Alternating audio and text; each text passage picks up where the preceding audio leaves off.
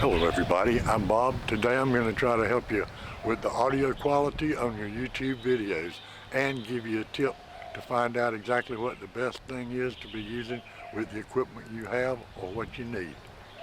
Hang on.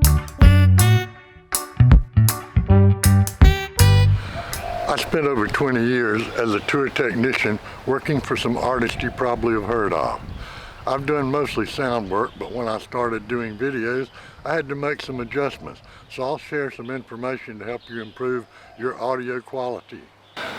Let's start out by defining what we're doing. You're mostly doing voice dialogue, and you want to improve the sound quality on your videos without spending a lot of money. But clarity and understanding of what you're saying is most important. Now there's some guys who figure out everything for recording studios and various other places where recording is done, such as TV studios. But we're going to try to do this cheap. We're not going to call out the cavalry as our first magical step. Now this is common sense, but still the technology can confuse a lot of people, so there are two considerations for finding an acceptable place to record. Isolation from outside noise like airports, traffic, auto horns, loud motorcycles, construction, or even low-level conversations nearby. Although one can spend lots of money soundproofing a room, using common sense can go a long way. At the moment, I have heavy construction projects on two sides of me with a lot of hammering and wham-bam and all kind of noise, and a 4-lane highway with a significant amount of traffic noise. I often go to a nearby park or wait to record voice at night. I also have a nearby international airport, which means I get noise about every 2.5 minutes during the busy part of the day. Of course, there are times when you're stuck with a bad recording situation like screaming fans at a sporting event or traffic noise, or just the sound bouncing around in the room you're in your motorcycle helmet. For a home studio, the first consideration is making the room sound good. No matter how much you plan to spend on microphones, getting the best sound out of your room is job number one. Doing microphones first is kind of doing it backwards. People have used everything from egg flats to high-tech solutions like pyramids, Owens Corning 703, diffuser blocks, and even anti-echoic chambers, although I caution you, you don't want to use your sound deadening materials to make the room completely dead. You want to leave a little bit of life to it.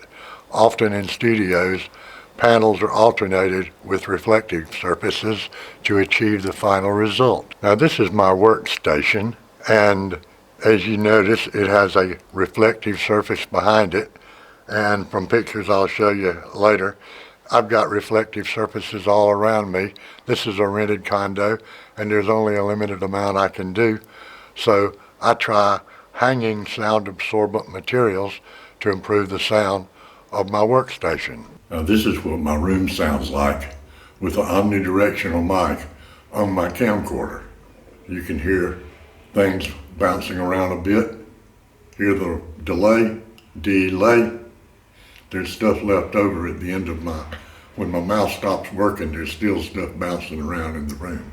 This is what my room sounds like with a unidirectional microphone, and it's flat all the way down. There's no bass roll-off on the mic now. Now I just engaged the bass roll-off, and you can hear how it's reduced the amount of reverberance in the lower part of my voice to a degree, but you can still hear the room. So I start by getting everything that's sound absorbent to block the back wall in so much as I can. Then I go to step 2, which is I throw a mattress up on one side of me, and using a tripod, I hang a comforter on the right side of me along with a towel to protect the luggage from being a reflective surface. Step number 3 includes continuing to put some sound reflective materials on the floor and hang some behind me so that in the end I've created a small sound absorbing chamber to record in. You might notice that I've also hung some things on the back wall to keep any reflection from coming there, and I'll also close the drapes when I'm ready to record, and that creates another sound absorbing surface. But I have left the ceiling and upper wall open so everything doesn't sound dead. Slash and burn agriculture affects Chiang Mai greatly, but the Bangkok Post says Bangkok's air is affected mostly by autos, trucks, and industrial sources. There are a lot of microphones available. Like the tools in a toolkit, they each have a specific purpose. For the purposes of our conversation, we can divide them into omnidirectional and unidirectional pickup patterns. Omnidirectional mics pick up everything in every direction. They have a controlled in a controlled environment, it can work really well, but in environments with unwanted noise or bad room sound quality, you will be happier with the unidirectional mics, which pick up things in front of the mic and reject sound coming from the rear and sides.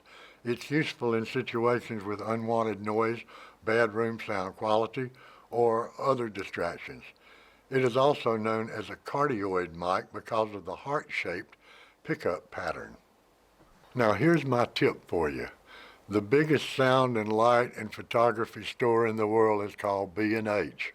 And all you got to do is put B&H in your browser search box and tell them about what equipment you have and what you need a microphone for. And they handle so much equipment, they know who's using what, who's happy with the results because they do surveys, and they've got a couple of million customers to get feedback from. So you can call them up, or you can email them, or you can do a live chat. Though they offer all three, but know what you've got so they know which wires you're going to need and whether the plugs on one device is going to work with another device, so you don't end up buying something, unpackaging it, and finding out you need one more cord or one more clip or one more. They are very, very good at helping you with what you've got and how to improve it. So that's my tip. These guys can help you, and they're familiar with everything that's doing well on the market. So check them out. I've had great experience with them shipping here to Thailand. So if you're in the States or not halfway around the world, you've got a great chance of them doing great shipping for you too, and reasonably. So B&H, I can't endorse them with a higher endorsement. They're really great. Well, thanks for watching. I hope I've managed to clear a few things up for you, and be sure to check with B&H because that is a class act. I don't think you can get more accurate information, and they're willing to work within your budget.